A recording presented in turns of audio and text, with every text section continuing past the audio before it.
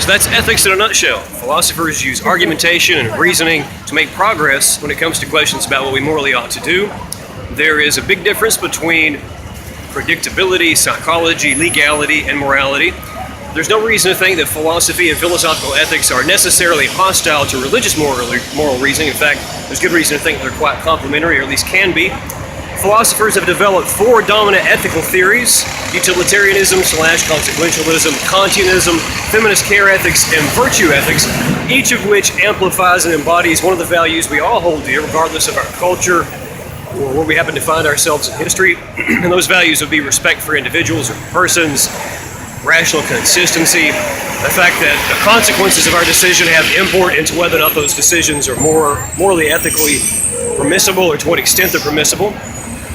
The fact that our relationships are important and that we not only can but should prioritize the interests of our loved ones, and the fact that our character matters as well. What sort of a person we are, what sort of a person that our behavior causes us to become, and how that shapes our character and reflects and reveals our character is also important when it comes to moral questions.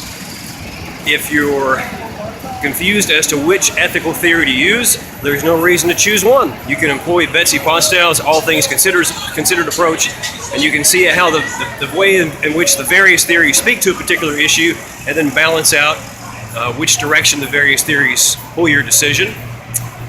Philosophers often use argument by analogy to make progress in areas where our moral intuitions and our judgments may be unclear. You find two situations that are relevantly similar, and whatever reasoning and whatever conclusion you're applying in this case, you do the same in this other case.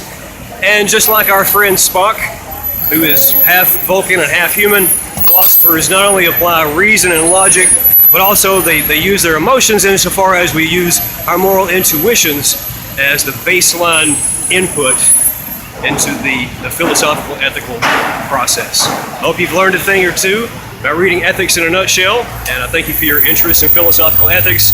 The journey certainly doesn't end here. This has just been a very, very brief introduction to philosophical ethics. I hope you'll continue your study, and hope you enjoy.